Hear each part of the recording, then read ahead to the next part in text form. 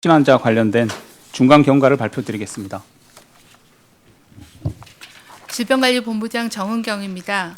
신종 코로나 바이러스 감염증 국내 두 번째 확진 환자 발생에 따라서 중간 조사 결과를 말씀드리겠습니다. 질병관리본부는 1월 24일 날 오전 국내 두 번째 확진 환자를 발견하고 동선 및 접촉자 파악을 위한 1차 조사를 완료하여 결과에 대해서 말씀드리겠습니다.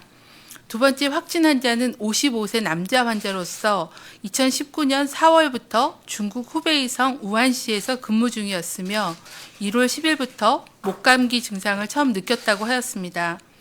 이후 몸살 등의 증상이 심해져 1월 19일 현지 의료기관을 방문하였으나 당시 체온은 정상이었고 1월 22일 중국 우한을 떠나 상하이를 거쳐 김포공항을 통해 입국하였습니다. 입국 편명은 자료로 가름하겠습니다. 입국 당시에 검역 과정에서 발열 감시 카메라상 발열 증상이 확인되어 건강 상태 질문서를 진구하고 검역 조사를 실시한 결과 37.8도의 발열과 인후통이 있었으며 기침 등의 호흡기 증상은 없어 능동 감시 대상자로 분류하고 환자에게는 증상 변화 시 즉시 신고하도록 신고를 안내하고 관할 보건소에 명단을 통보하였습니다. 환자는 공항에서 택시를 이용해 자택으로 이동하였고 이후 자택에서만 머물렀습니다. 1월 23일 인후통이 심해져서 관할 보건소에 진료를 요청하여 보건소에 설치되어 있는 선별진료소에서 진료를 받았습니다. 보건소에서 실시한 흉부 X선 검사에서 기관지염 소견이 확인되어 질병관리본부 중앙역학조사관이 조사 대상 유증상자로 분류하고 신종 코로나 바이러스 검사를 실시하였습니다. 검사를 실시한 결과 오늘 오전 두 번째 환자로 확진이 되었습니다. 환자는 현재 역학조사가 진행 중에 있으며 우한시에 머무는 도중에 화난 해남물 시장에 방문한 적은 없었으나 같이 근무하는 동료, 현지 중국인 직원이 많았다고 합니다. 감기 증상이 있는 환자가 있었다고 하여 현지에 파견 나가 있는 질병관리본부 역학조사관이 역학조사를 추가로 진행을 할 예정입니다. 현재까지 접촉자 조사를 한 결과를 말씀드리겠습니다. 확인된 접촉자는 총 69명으로 증상 유무 등을 추가 조사 중이며 증상 유무와 관계없이 관할 보건소에 통보해서 14일간 능동 감시를 진행할 예정입니다.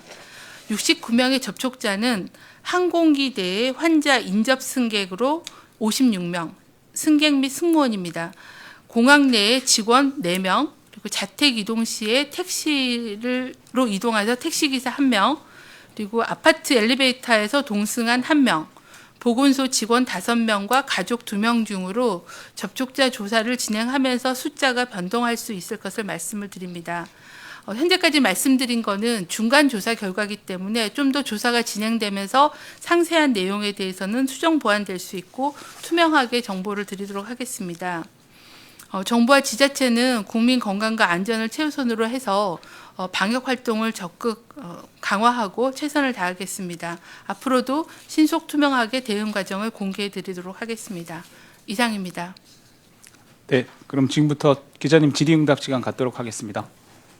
말씀 주십시오. 소속과 기자님 성함 말씀 주십시오. SBS 화광윤입니다. 지금 환자가 폐렴 증상 같은 거는 이제 당시 능동으로 확인됐을 때는 없었던 건데 그러면 지금 환자 상태는 뭐 폐렴이나 뭐 기관지염이 어느 정도 진행됐는지 지금 환자 상태 어떤지 좀 설명을 해주시면 감사하겠습니다.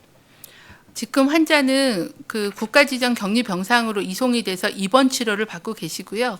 어저께 보건소에서 찍은 흉부 방사선 소견이 기관지염이 있다고 하여 아마 이제 폐렴과의 관련성이나 이런 건 오늘 입원해서 다시 한번 검사를 해봐야 알 것 같고요. 환자는 여전히 인후통이나 다른 증상들을 호소하고 계셔서 대증 치료를 할 걸로 판단하고 있습니다.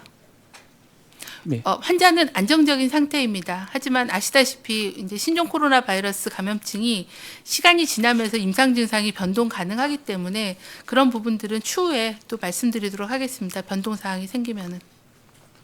예, 답변 되셨으면 다음 기자님 질문 주십시오. 혹시 서울 예. 네, 마이크 켜주세요.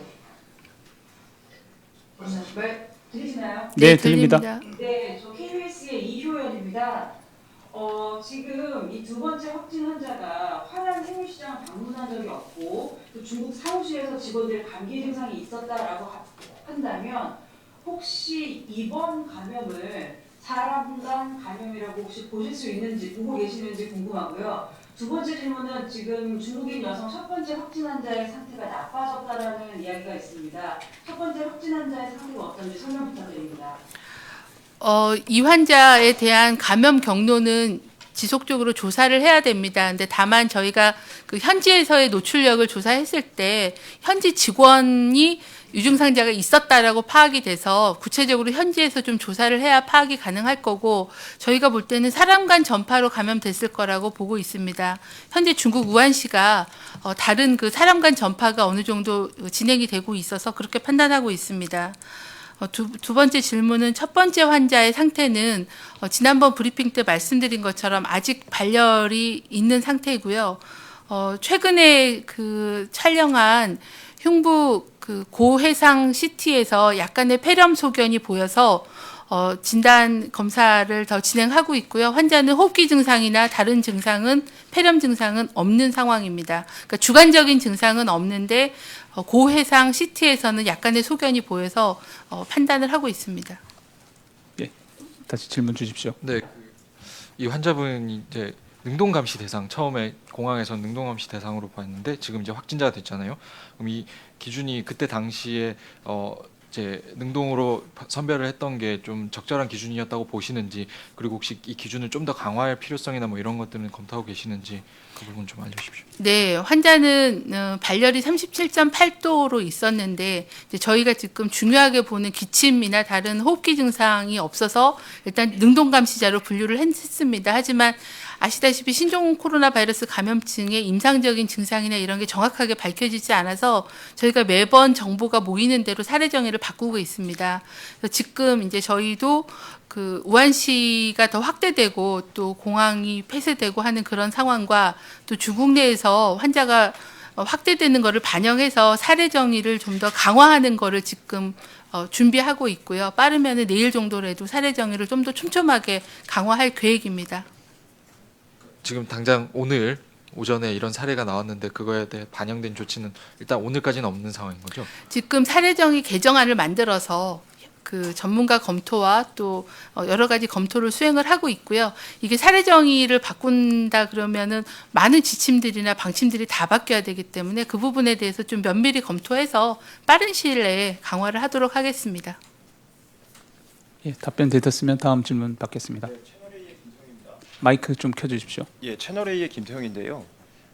보면 지금 이제 사람 간 감염이라고 말씀을 해주셨는데, 그럼 이제 두 번째 환자가 보면 그 가장 많이 접촉한 엘리베이터 동승자, 택시 기사, 가족 이분들도 어떻게 보면 좀 위험한 거 아닌가 싶은데 이들에 대한 관심은 좀 어떻게 되는지요?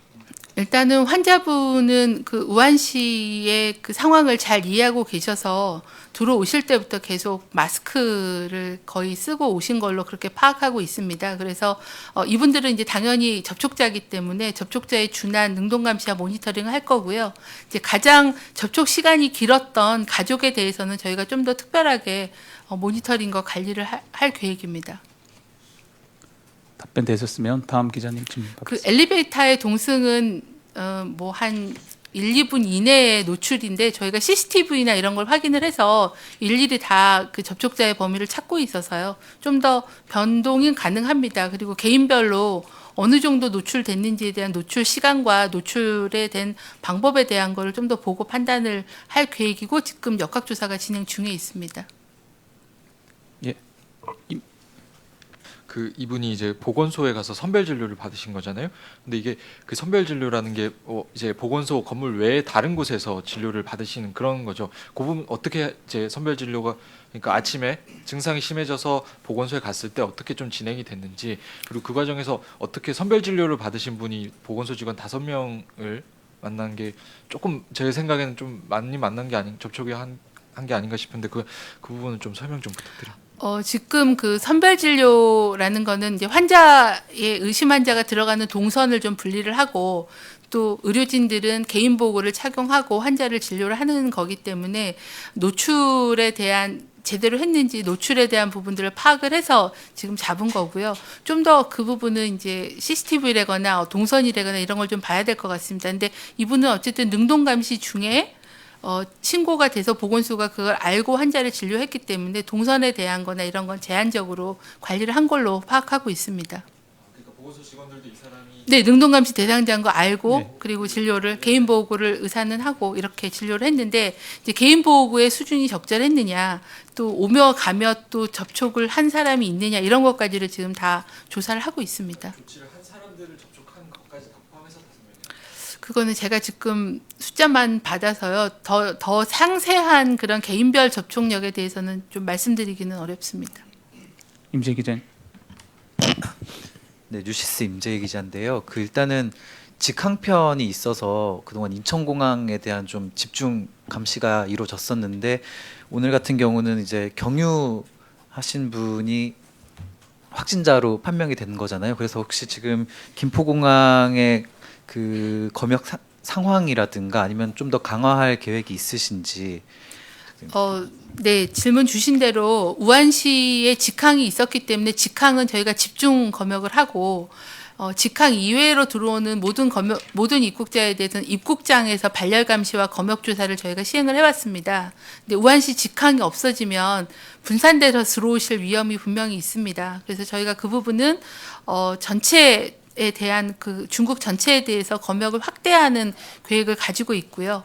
전체에 대해서 검역을 확대를 하되 단 하루에 중국에서 들어오시는 그 입국자가 32,000명입니다. 그래서 이제 그분들을 다 1대1 발열 체크를 하는 건 어렵고 입국장에서의 발열 감시와 유증상자에 대한 검역 조사 그리고 가장 중요한 거는 국민들께서 그 우한시나 중국을 다녀오시고 증상이 있으면 먼저 증상에 대한 설명을 해주시고 협조해 주시는 것도 중요할 거라고 생각합니다. 오염 지역은 확대해서 중국 전역으로 검역은 확대할 계획입니다.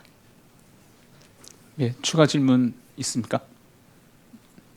네. 그러니까 이 환자분도 그런 상황을 이해하셨다고 했는데 그러면 좀 자진해서 뭐 이렇게 나의 증상을 호소하고 이제 신고를 하고 이런 상황이라고 해석하면 될까요? 일단 저희가 검역대 앞에다가 그 신고 안내 배너 같은 걸 다 붙이기 때문에 이분도 그걸 보셨고 본인이 우한을 다녀왔다는 얘기를 환자분도 하셨고 저희는 발열 감시해서 발열을 잡았고 해서 거기서 검역 조사가 이루어진 거기 때문에 환자분께서 협조를 해주신 겁니다.